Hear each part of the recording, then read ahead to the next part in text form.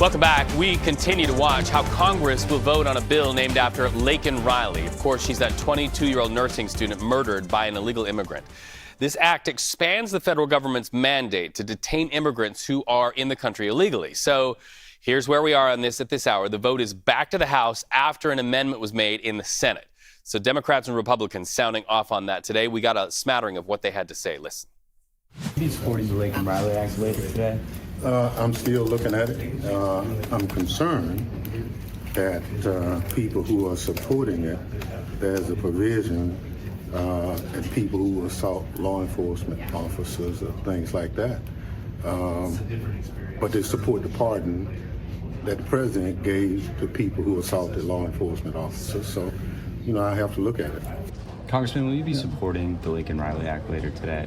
No, no, I'm not supporting the Laken Riley Act. The Laken Riley Act shifts the law, which for decades has said we're going to detain and deport from the country people who are convicted of criminal offenses like murder, rape, sexual abuse, domestic violence, and it shifts from conviction as a standard to a mere arrest, even if there are no charges brought. We are working very closely in close coordination with the White House, because this is an America First agenda that takes both of those branches of government to work in tandem. And so what he's doing is kickstarting what will ultimately be our legislative agenda, and you're going to begin to see that. The Laken Riley Act is a perfect example. The president will have that on his desk for signature, and that's the first of many bills that will be addressing all these great problems. So look for that.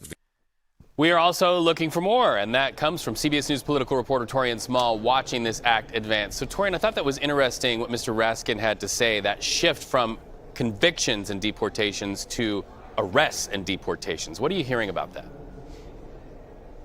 Yeah, and that's at the heart of the concerns of Democrats, which is why many of them are not supporting it. I should note, though, that 12 Democrats in the Senate did support this measure, which is why we saw it voted out of that chamber and it's headed back to the House. And it could be well on its way to the president's desk by the end of the day as well. But at the root here of their concerns is the fact that this would essentially eliminate due process. No longer would conviction be the threshold to send folks here illegally back to their home countries. It would take just purely an arrest or the accusation of a crime being committed against someone here illegally. Other news on the Hill today, Torian, blanket January 6 pardons from President Trump. Many of the lawmakers who were there on that day reacting to the move, these were people from both sides of the aisle who were locked in their offices and afraid for their own safety. Stay with me because I want to air this and then talk about it. This is what Jamie Raskin had to say about those moments. I'm thinking a lot today about Officer Brian Sicknick, who was attacked by one of the insurrectionists, or several of the insurrectionists. He was sprayed in the face with chemicals. He was violently assaulted repeatedly, and he died on January the 7th after having several strokes. And his family is extremely upset about what's happening. But that's true of hundreds and hundreds of families across the country and millions of people who think it's absolutely outrageous that the president would pardon en masse such a dangerous group of people.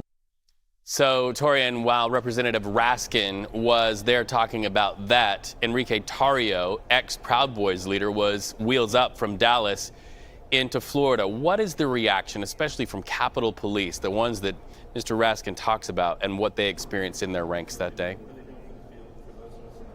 Yeah, largely discussed, especially with the release of Enrique Tarrio. This is a guy who was convicted for sedition, conspiracy on top of obstruction, and a myriad of other charges there. But not too many folks, especially in law enforcement, are happy by this decision. In fact, we saw the largest fraternity order of police come out with a statement after being mum about a response to this after that pardon happened. They said that they didn't support this, but they did also target Biden, saying that they weren't necessarily supportive of Biden pardons as well. At the root of this, though, we see Democrats calling out hypocrisy from Republicans on this issue. I want to bring it back just a few days ago when House Speaker Mike Johnson said that it was disgusting. He found it disgusting that Joe Biden pardoned members of his family. A few days later, he's saying this is well within the president's powers. He's saying he leaves it to President Trump to decide who he wants to give pardons to. And he says he believes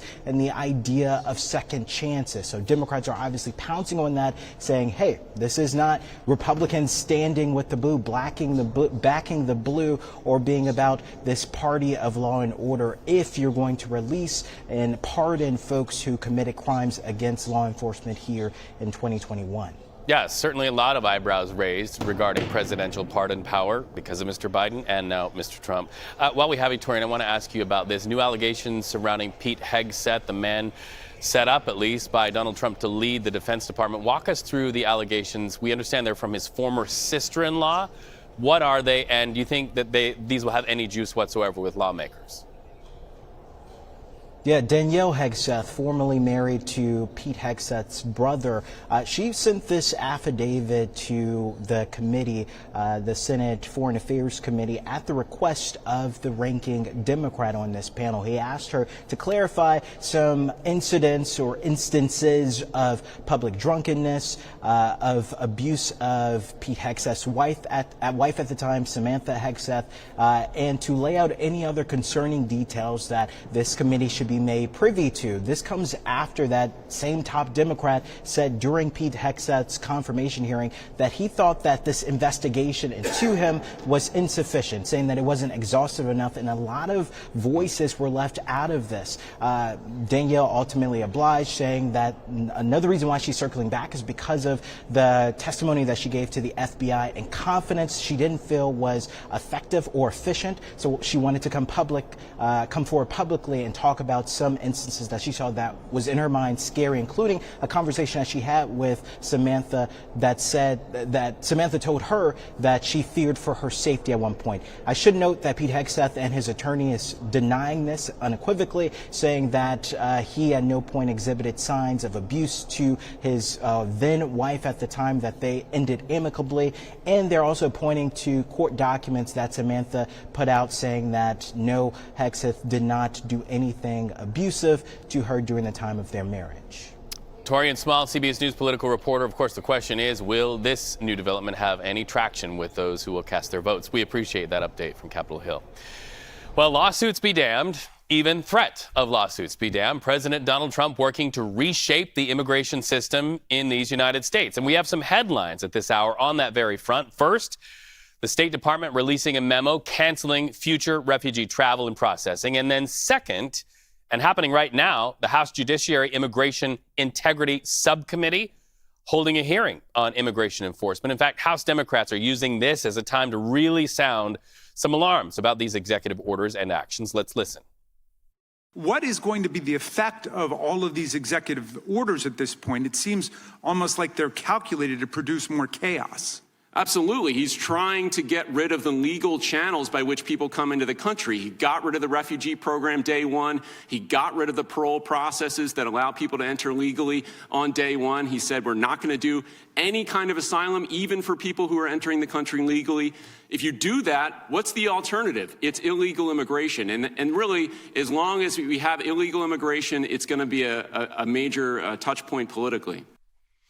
So having heard that, let's break this down with CBS News senior White House and political correspondent Ed O'Keefe. All right, so Ed, do you really get a sense that the administration knew that these legal challenges were sure to come after day one and that they were prepared?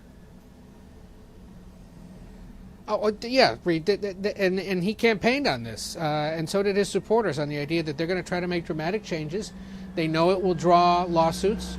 They welcome the challenges, and they believe that ultimately they'll prevail in a court system that is increasingly, at least many of the appeals courts, have conservative majorities, and ultimately at the Supreme Court, where of course there's a conservative majority. So what we're going to see unfold in all sorts of policy over the next several months, if not years now, is similar to what we saw during the Biden administration. Changes were made to what the Trump administration had done during its first 4 years. Biden comes in, changes it up, things get sent to court to be challenged legally, and eventually they get sorted out. So strap in for 4 years of these kinds of attempts to change policy in all sorts of ways, whether it's immigration, whether it's energy policy, whether it's foreign policy, whether it's federal personnel policy.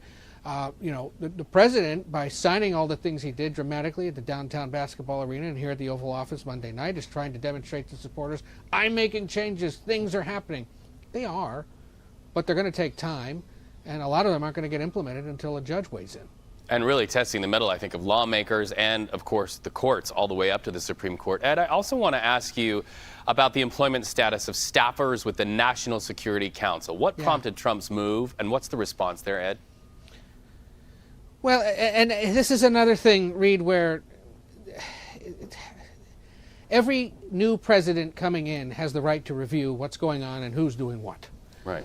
The issue with the National Security Council is they draw on hundreds, if not thousands, of what are called detailees, or people who work at the Pentagon, the State Department, the CIA, the Defense Intelligence Agency, all the other myriad national security agencies and departments who come into the complex here and help coordinate and execute national security policy of the new president.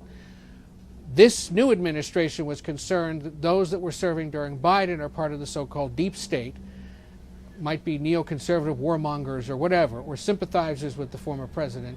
And so they're reviewing who they are, what they do, and they may be asked at some point whether it's legal or not or proper or not, who'd you vote for?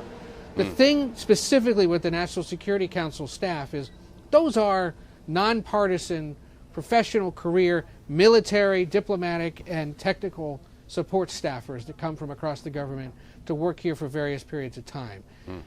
It's the Trump administration now that may be politicizing what has been otherwise a non-political, non-partisan position solely focused on the safety and national security of the country. Now, similar reviews are happening at every other agency as well right now.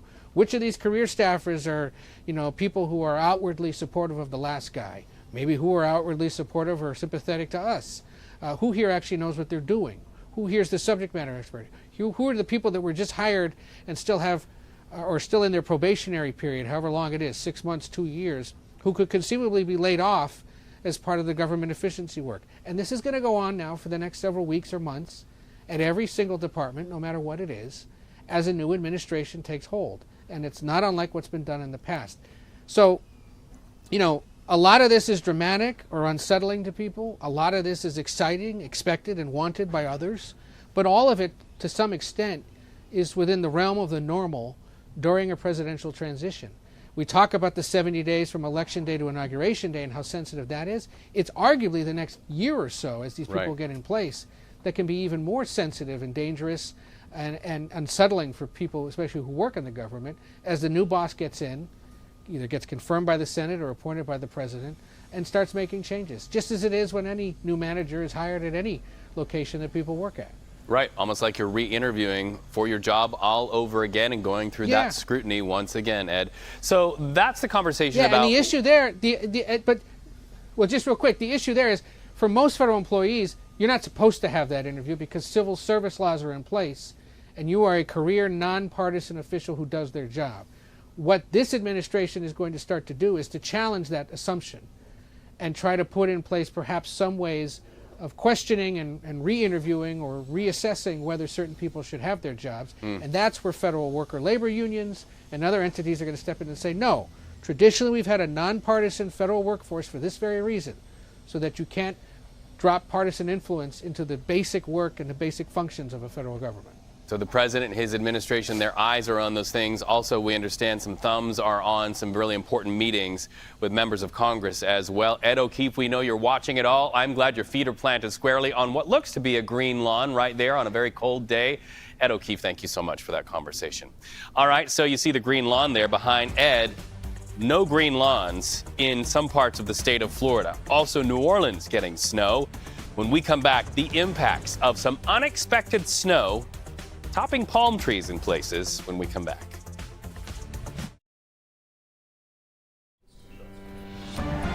It is okay, even though it is very cold. A rare winter storm dropping heavy snowfall in parts of the U.S. where millions are really not used to it being a winter wonderland. That storm leaves behind nearly a foot of snow.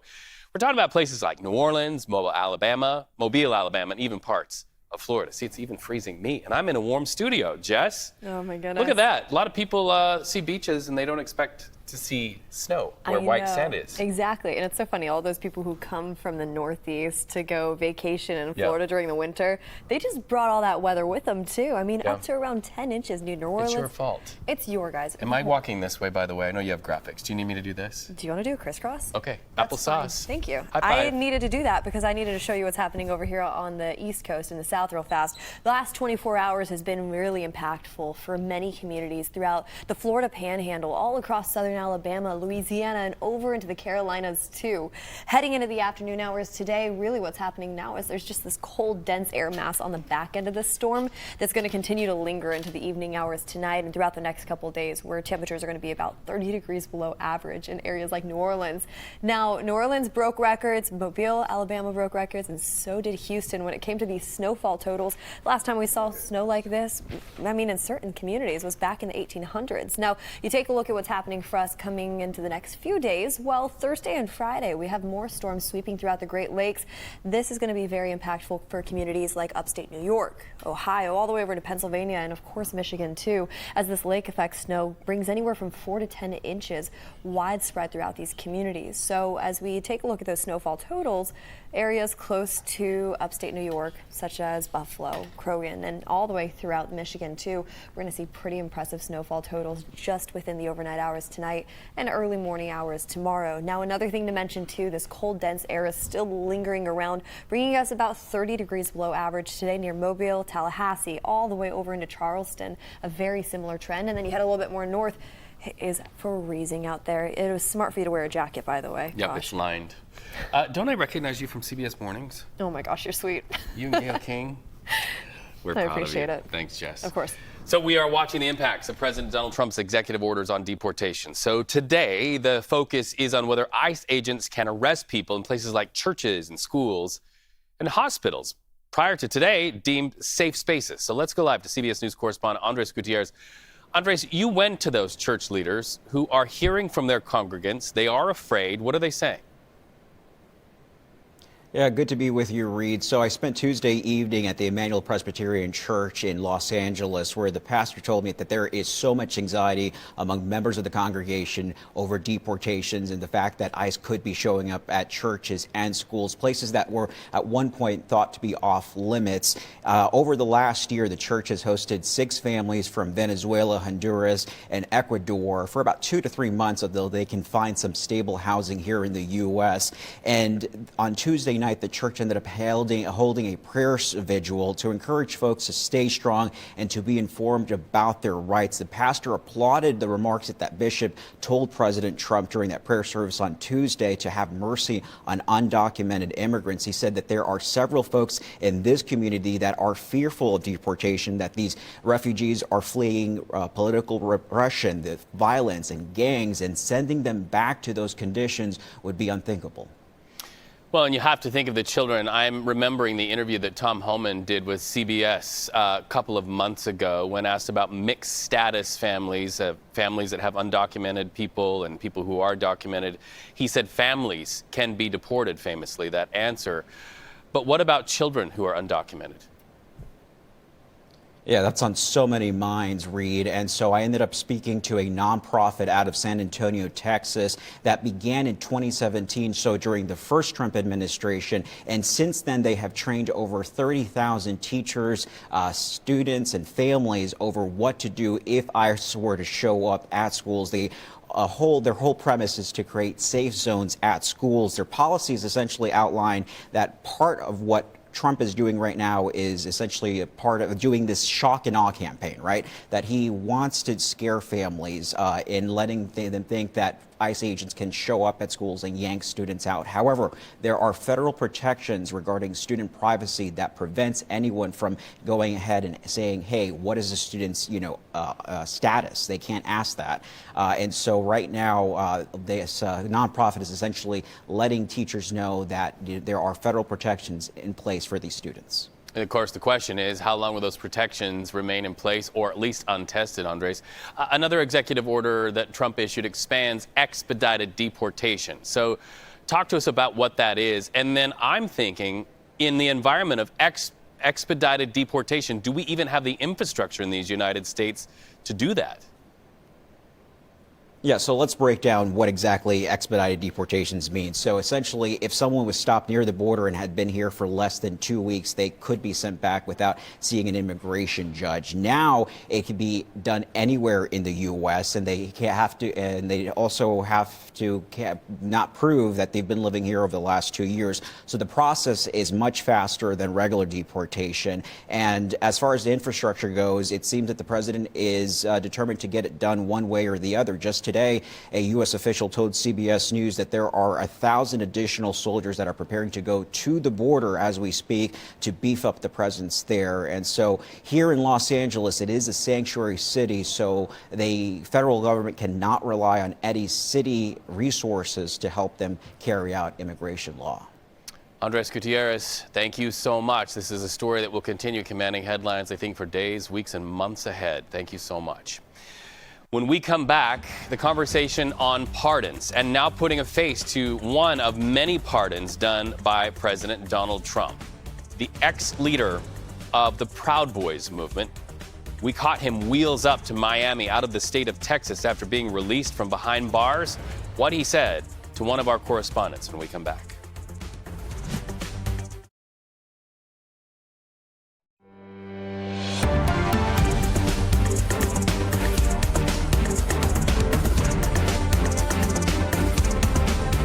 All right, making good on our promise. When we see it, you see it. When news comes off of these monitors, we have it for you. We have some tragic breaking news out of Nashville, Tennessee.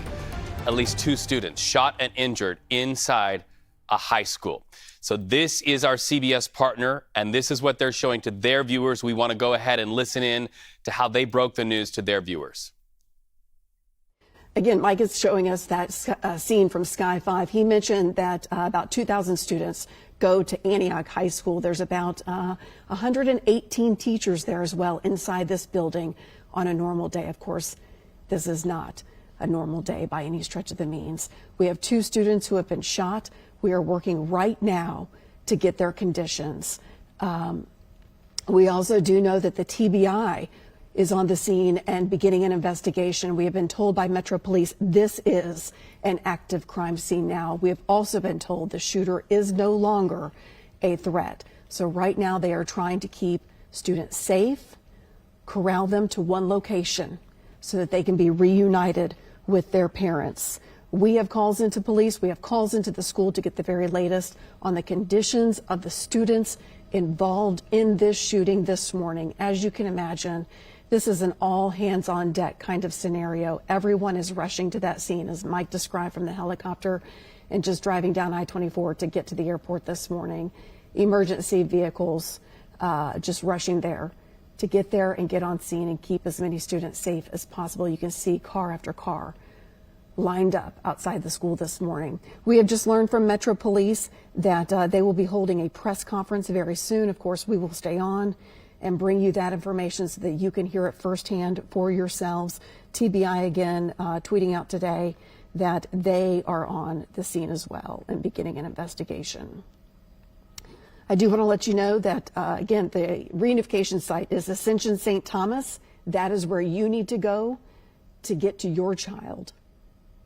Ascension St. Thomas. The address, and we will make sure that we have it up on the screen as we do right now, 3754 Murfreesboro Pike. That is the reunification process. You will not be able to get to your child at that school. I know that's what you want to do. That's just your first inclination, is to get to that school, but you need to go to Ascension St. Thomas. Students are being bused over there, and Metro Police will actually be releasing them to you from that site. Police are asking, please do not come to the high school. They have their hands full trying to, this is a crime scene now. This school is a crime scene, and they need to investigate. We have several crews on the way. This is video from our crews this morning of police there getting to the scene. Sky 5 showing us buses heading out. I want to see if we can check back in with Mike Rose. You have a good eye on those buses right now. Did you see students boarded onto these buses? Hey, Carrie. Yeah, so it now looks like we've got at least 13 buses that are all lining up on this side of the building here. We've not seen students being escorted from the building to the buses. We've got more that are coming in now from both sides both the north and south side of the school. So to the right, to the screen right, that's the south side of the school.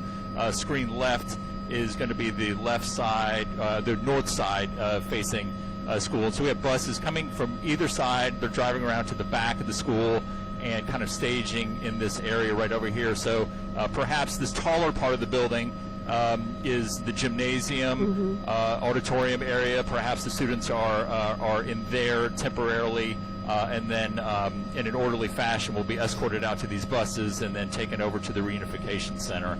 Let me widen out just a little bit to give you some more scope.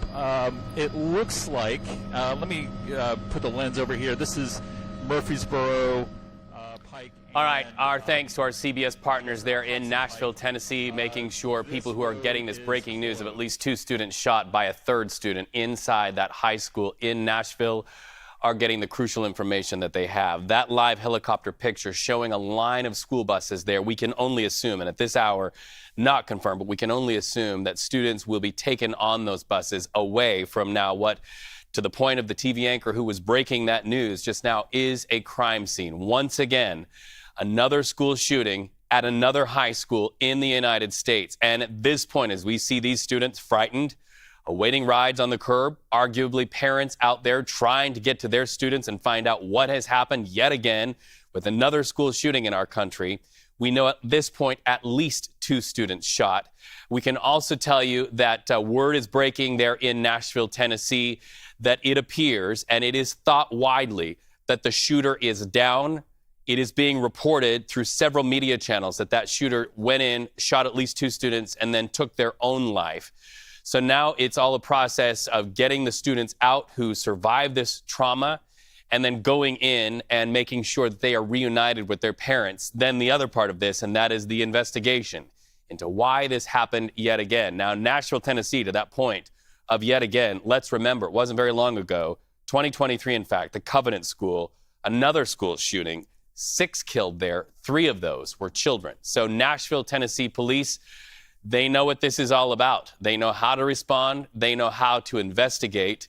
No doubt federal authorities will be joining them in their investigation. So once again, when we see it, you see it here on CBS News 24/7.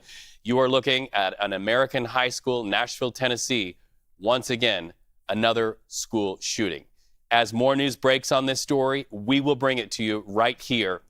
Our thoughts with so many people who are now affected once again by a problem that is now going to have to be addressed by a new incoming president, Donald Trump. We are awaiting a statement from the White House, from lawmakers there in Tennessee and elsewhere.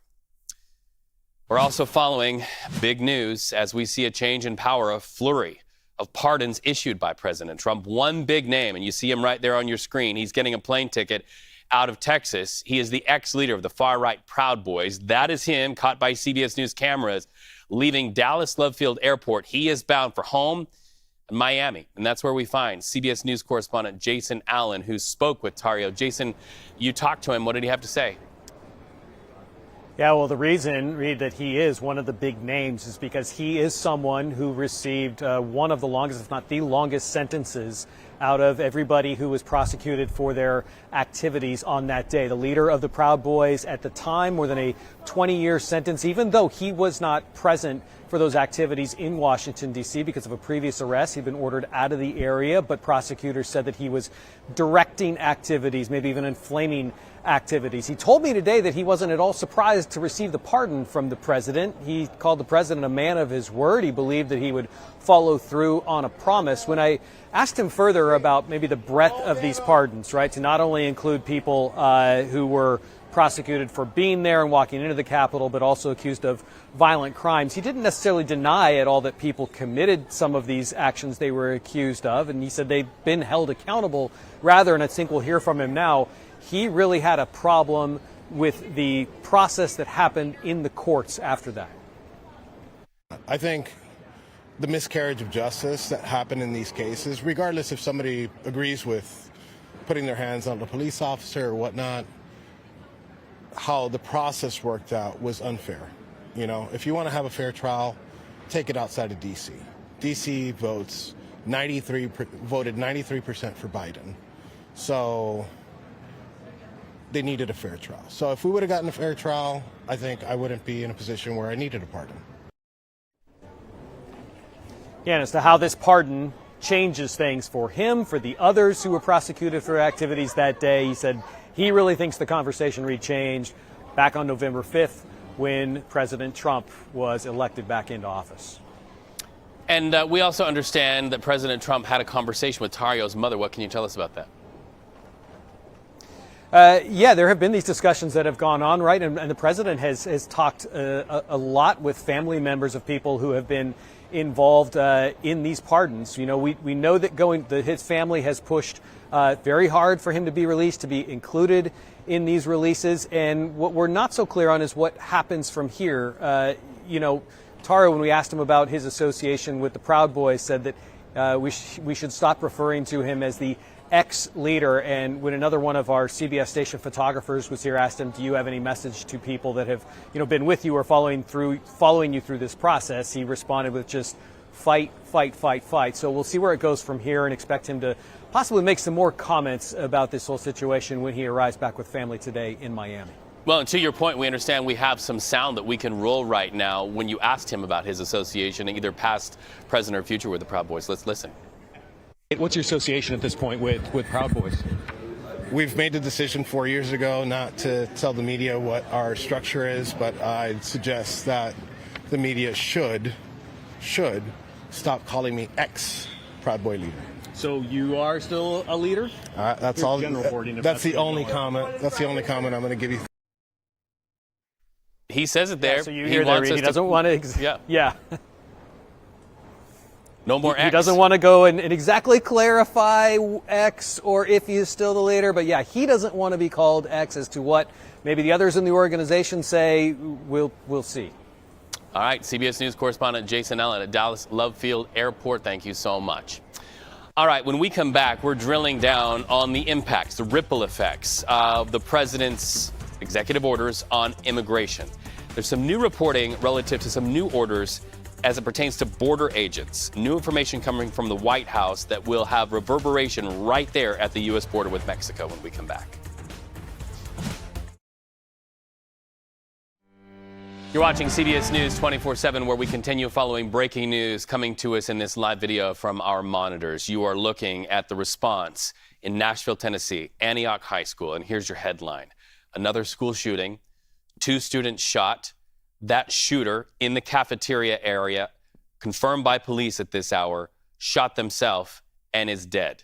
We do not know the condition of the other 2 students, but you are now seeing another shooting in these United States at a school.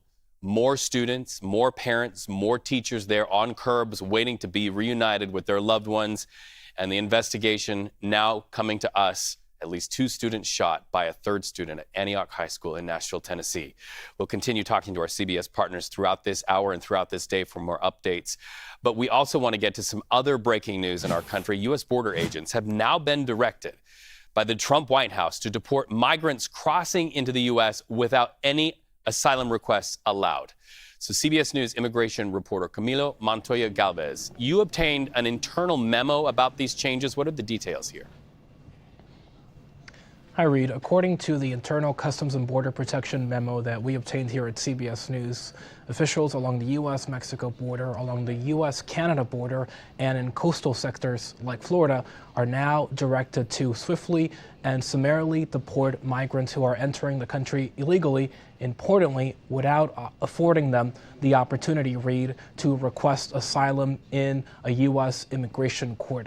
That traditionally has been an obligation under domestic and international refugee law designed to ensure that governments are not sending people to places where they could be persecuted. But that asylum law under, again, domestic and international treaties has now been suspended effectively by this order by President Trump that cites an authority known as 212F that allows President Reed to suspend the entry of foreigners who are determined to pose a detrimental impact to U.S. interests. And so Border Patrol agents across the country can now enforce this directive by the president. Some people may ask, Reed, that the Biden administration had already imposed restrictions on asylum and whether that policy is still in place. And the answer to that question is that, yes, the Biden administration had imposed significant restrictions on asylum, but that policy still allowed some people who expressed concern and fear of being harmed in their home countries to be interviewed by an asylum officer. That will no longer happen. Additionally, that Biden administration asylum crackdown, Reed, included one major exemption, and that was the CBP One app. That is the smartphone application that the Biden administration used to allow people waiting in Mexico to request a time to be processed in a legal and orderly way at official border crossings. The Trump administration, Reed, has shut that down. Wow. So just to boil it to the bones, you come in, will go directly out regardless of any asylum claim. Camilo, thank you so much for that breaking news. We appreciate it. We're glad that you have that memo. We'll be watching for your social media for more articulation on this story throughout the afternoon. All right, when we come back on CBS News 24/7, some major money and some checks being written by some billionaire tech executives. The focus is AI, forming a new partnership. And what it's really about is pushing the U.S. AI race ahead of the China AI race. Details when we come back.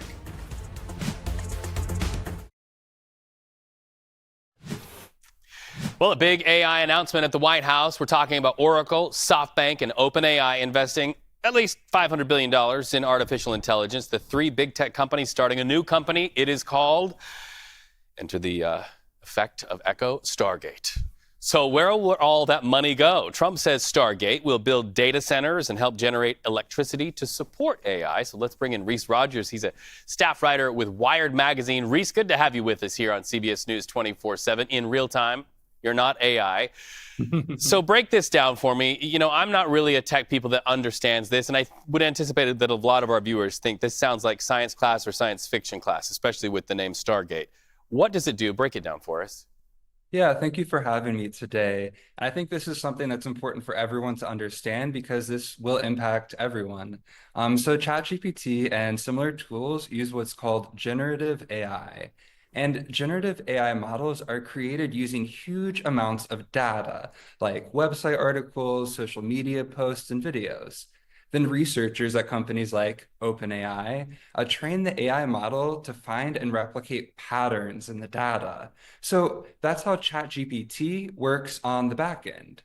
And regarding this new infrastructure plan, you can picture these AI data centers as fancy warehouses, primarily filled with tons of towers that are high-performance computer servers with wires everywhere.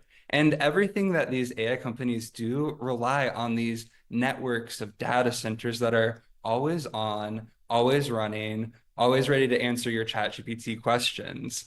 And data centers require energy during a lot of different processes throughout the steps, whether Right. it's I want to talk about that because we're understanding it demands huge amounts of energy. It's only going to get bigger, smarter, right? So to your point, what is the impact on our nation's energy infrastructure? Absolutely. It's planning to have a large impact, especially on local communities where these data centers are located.